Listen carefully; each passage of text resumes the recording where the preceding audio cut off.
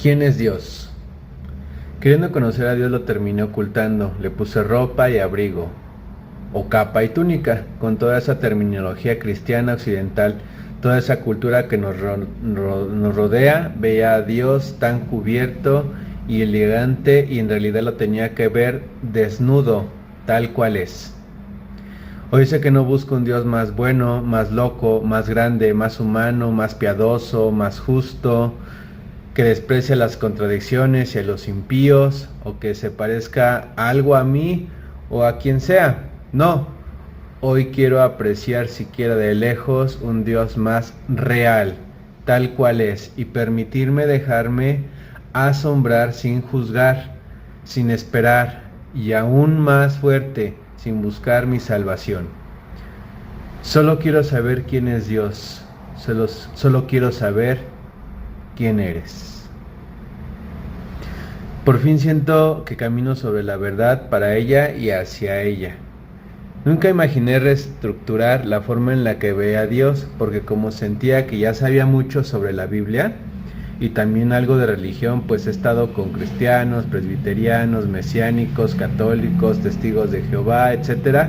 Pensé que sabía en qué terreno estaba y respaldaba mi conocimiento bíblico por mi supuestamente crítica, científica u objetiva.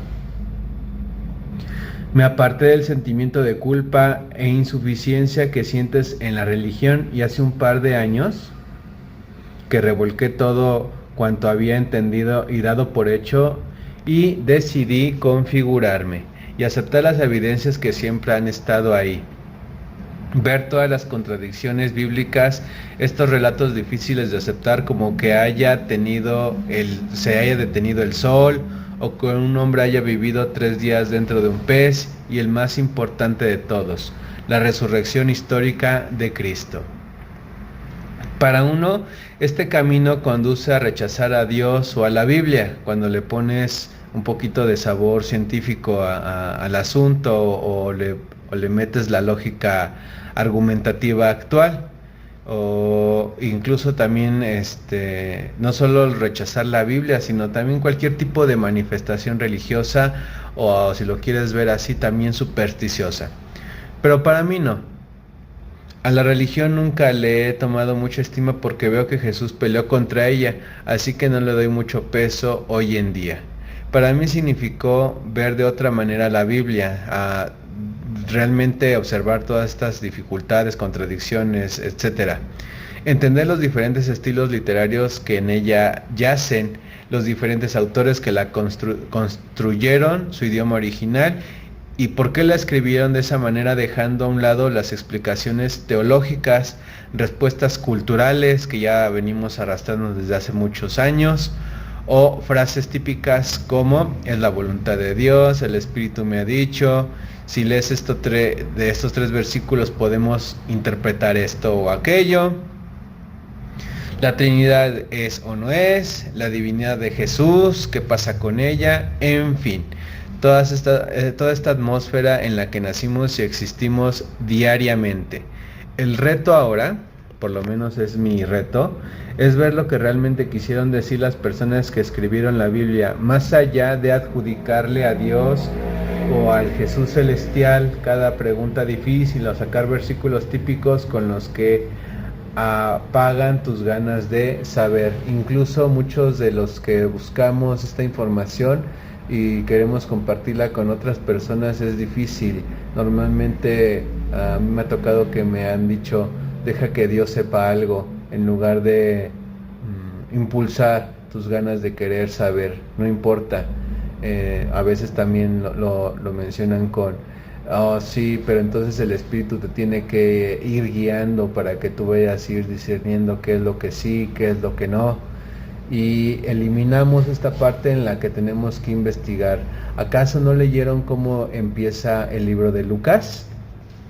Lucas fue médico, y él, en su forma de pensar, era la investigación. Por eso hace el libro de Lucas y luego hace el libro de Hechos, en una ardua investigación de lo que ocurrió en ese tiempo.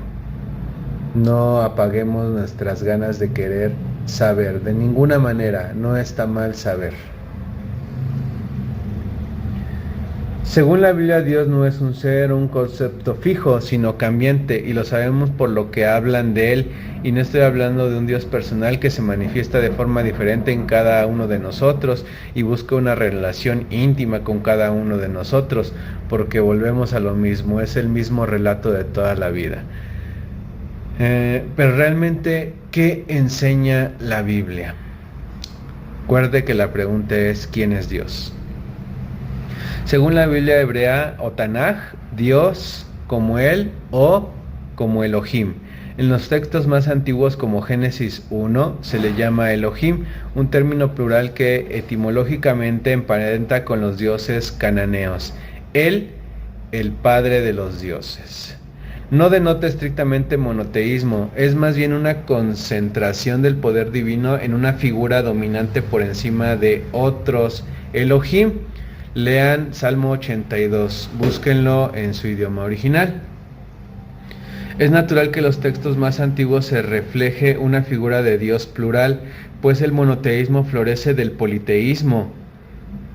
Y eso es lo que enseña la Biblia, lo enseña en la arqueología. Eso no lo enseña la Biblia, o bueno, sí por unos elementos que podemos ir descubriendo, pero lo podemos saber con certeza a través de la arqueología, que el mundo antes de la llegada de Yahvé o de Él estaba gobernado o conducido por varias deidades locales. La propia Biblia narra cómo el pueblo de Dios de muchas maneras ha adorado todo tipo de deidades, unas censuradas por la Biblia, pero quedan rastros. Estos rastros que estábamos hablando son Elohim en lugar de Él. El masculino plural se agrega en hebreo, se agrega im. Por ejemplo, ángeles se dice melech, y ángel es melech en singular. Y ángeles es malachim, con esa determinación im, más otras modificaciones. Además hay que mencionar que el plural del masculino es diferente del femenino. Aquí estamos hablando del plural del masculino. Al leer Elohim se debería de traducir como dioses. Nosotros podemos revisar con más detalle esta palabra, Elohim. Pero bueno, ahí hay un vestigio de esta pluralidad de la que estamos hablando. También si revisamos Segunda de Reyes 23 sobre la reforma de Josías en el templo, también se habla de Asera o Ashera y de Baal, figuras que ya estaban en el templo, pero gracias a esta reforma se eliminaron. O sea, son evidencia de que ya en el pueblo hebreo había esta poliformas que ellos tenían para rendir culto. No solo se ve este Dios de politeísta al monoteísmo, sino también un Dios tribal al inicio. Por ejemplo, si nosotros leemos los textos más antiguos que conocemos de la Biblia, no me refiero a los primeros o que hablan de las narraciones más antiguas, sino arqueológicamente los textos más antiguos. ¿Cuáles son? ¿Estarán en Génesis? ¿En Levítico? ¿Dónde estarán? Pues el primero, todo parece indicar que es el cántico de Débora que leemos en Jueces 5.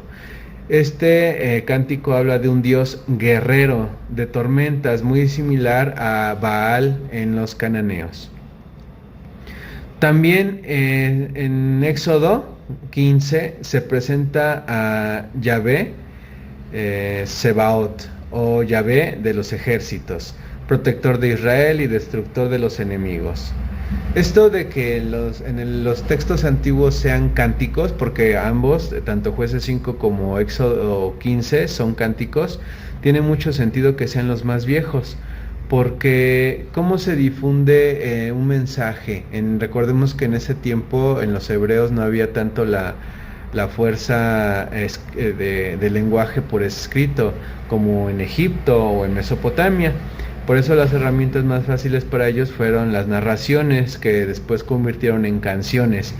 Y una canción pues garantiza muchos candados, tiene muchos candados para conservar el mensaje, dado que como sigue una métrica, pues esa métrica se tiene que respetar. Entonces pues no es fácil que alguien pueda modificar su contenido sin también modificar un poquito la canción. Además es fácil de memorizar, como es una canción, pues la puedes recordar porque pues viene como una melodía en tu mente.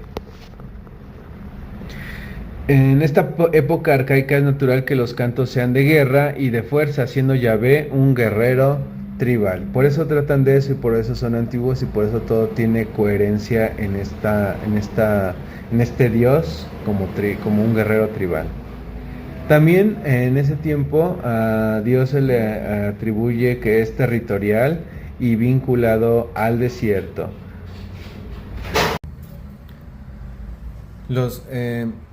Dios territorial y vinculado al desierto. Los primeros israelitas lo adoraban en santuarios móviles en el desierto. Yahvé era un dios de montaña o de desierto, no universal en un inicio. Aparece asociado al monte Sinaí o al monte Horeb y probablemente al Edom o Temán. Leamos Habacuc 3:3. Y la zona sur de Canaán. Incluso en la Biblia se nota cómo la vida del campo es agradable para Dios y la de la ciudad no. Y lo podemos ver en Caín y Abel, cómo Caín el asesino es el primero en que funda una ciudad, a diferencia del pastor Abel, de donde viene la bendición y enaltece una forma nómada de vivir. Por eso digamos que Abel es su favorito y Caín no. Este es un mensaje en el que la Biblia nos muestra que es más loable, más sano vivir en el campo, en el pastoreo, que estar formando ciudades. E incluso, por ejemplo, Babilonia, otra ciudad donde emerge toda la maldad, así como tiene este sello en la Biblia. Y aquí hay una paradoja porque mientras que Yahvé al inicio enaltece la vida nómada y del campo, el pastoreo, por ejemplo Abraham es pastor, al final en Apocalipsis se habla de una ciudad nueva, la llamada Nueva Jerusalén. Sin duda Dios va cambiando de parecer, no se queda con una sola idea. También el número 4, Dios es celoso y exclusivo. En el Decálogo, en Éxodo 20, 3:5, se deja claro que no debe tener otros dioses delante de él, no porque se niegue su existencia, sino porque exige exclusividad. Su celosía es una forma de fidelidad mutua con su pueblo, típica de pactos antiguos al estilo hitita. Hablemos más de esto. Esto tiene un nombre, se llaman tratados de vasallaje o tratados de vasallaje hititas. Son del siglo XIV al siglo XII a.C. En esta situación el rey soberano imponía a sus vasallos la obligación de servirle solo a él, exclusividad, prohibiendo pactos con otros reyes. La infidelidad política era equivalente a traición. Israel proyecta este mismo modelo en su relación con Yahvé. Yahvé es el soberano, Israel es el vasallo y los otros dioses serían equivalentes a otros señores. Número 5. Dios juez moral y legislador. En la literatura deuteronomista, Deuteronomio y Reyes, Dios evoluciona hacia el rol de juez moral, permitiendo la obediencia a la ley y castigando la infidelidad. Se le muestra cada vez más ético y legalista, algo influido por la estructura imperial asiria y babilónica. Número 6. Dios trascendente y no representable. La Biblia prohíbe hacer imágenes, como dice Éxodo 24, no porque no existieran representaciones de deidades en el Israel antiguo, porque sí las hubo, sino por una reforma teológica posterior. Esta abstracción se refuerza tras el exilio en Babilonia como reacción al politeísmo iconográfico de los imperios. Número 7. Dios como creador cósmico, tardíamente enfatizado. Génesis 1 es un texto sacerdotal post-exílico, donde se presenta un Dios que crea ordenadamente el universo. Ya no solo es tribal, ahora es creador universal. Aquí influye el contacto con ideas babilónicas, por eso es post-exílico, porque esto lo capta en Babilonia y ya después, con este deseo de tener una nueva identidad, pues se escribe este relato del Génesis. Bueno, ¿qué ideas captan? Las ideas babilónicas como el relato de Enuma Elish y el persa sobre el orden cósmico o Asha zoroastriano. En Enuma Elish es un poema épico babilónico que habla del origen del mundo. En ese poema se dice que en el principio solo había agua, como lo leemos en Génesis, y por el otro lado, Asha zoroastriano, en el zoroastrismo del siglo VI a.C., aproximadamente en la época de Zaratustra o Zoroastro, influenció el judaísmo en el periodo persa. En este caso, Asha significa orden, verdad, justicia universal, ley cósmica establecida por Ahura Mazda. Su opuesto es Drug, que es mentira, caos y desorden. La misión de la humanidad es alinearse con el Asha para colaborar con el mantenimiento del orden del mundo.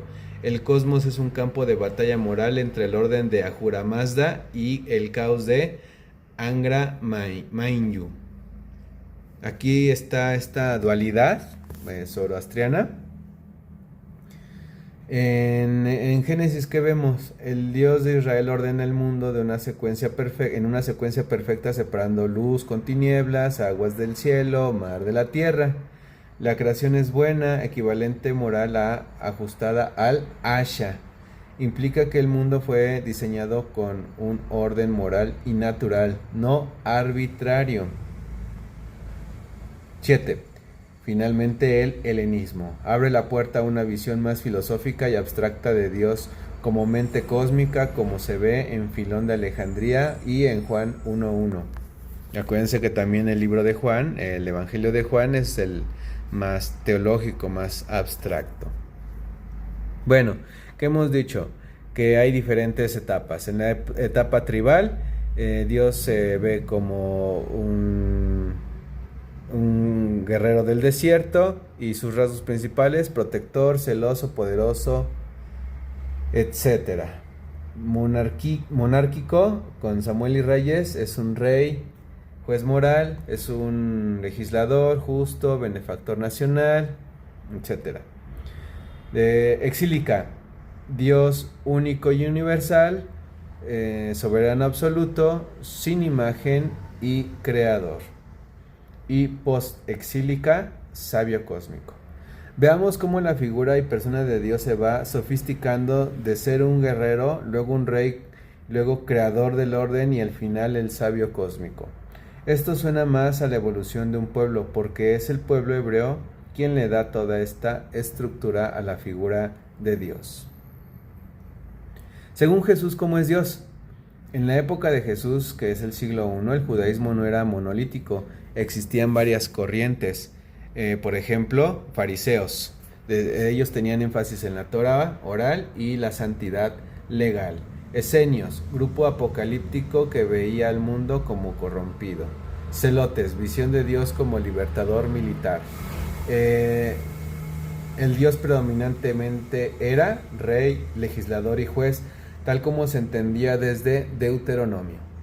Se le temía, se le reverenciaba, pero no se le trataba como papá cercano. El acceso a Dios estaba mediado por el templo, los sacrificios y la ley. La visión de Jesús sobre Dios, Dios como Abba, papá, íntimo. Jesús llama a Dios Abba, Marcos 14:36, una palabra aramea muy íntima parecida a papito. Esto fue revolucionario. Ningún otro judío llamaba así a Dios en sus oraciones públicas. El Padre de Jesús no es lejano, sino cercano, amoroso y accesible. Número 2. Dios como Padre de todos, especialmente de los excluidos. Dios ama a los pobres, marginados, enfermos, mujeres, niños, samaritanos y hasta los enemigos como los romanos. Lucas 15. El padre que corre a recibir a su hijo pródigo, y Mateo 5:45, hace salir su sol sobre malos y buenos.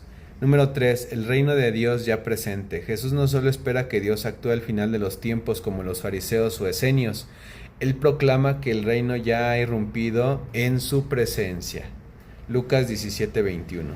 El reino no es un reino político, sino una realidad espiritual, social, de sanación, inclusión, perdón, comunión. Dios no necesita sacrificios ni templos. Dice, misericordia quiero y no sacrificios. Mateo 9:13, citando a Oseas. Jesús descentraliza, quita el templo del centro. La relación con Dios no depende del sacerdote ni de los rituales. Esto lo acerca a los profetas antiguos, pero lo lleva más lejos. Destruye el sistema sacral del templo con su acción simbólica en Marcos 11 del 15 al 18. Dios perdona antes de que cumplas la ley. Jesús muestra un Dios que perdona primero sin exigir ritos o limpieza legal. Él perdona al paralítico del Marcos 2 antes incluso que haya arrepentimiento claro. O incluso también podemos pensar en la mujer con flujo de sangre, cómo es curada siendo aún impura. ¿Jesús fue revolucionario? Sí, en varios sentidos. Aquí te voy a poner una tabla, a ver. Aquí, aspectos. Por ejemplo, nombre de Dios, en el judaísmo Adonai Elohim, Jesús, Abba. Aspecto, pueblo de Dios, en el judaísmo es Israel, en Jesús todos, incluidos los enemigos. Justicia divina, castiga a los impíos, perdona al arrepentido.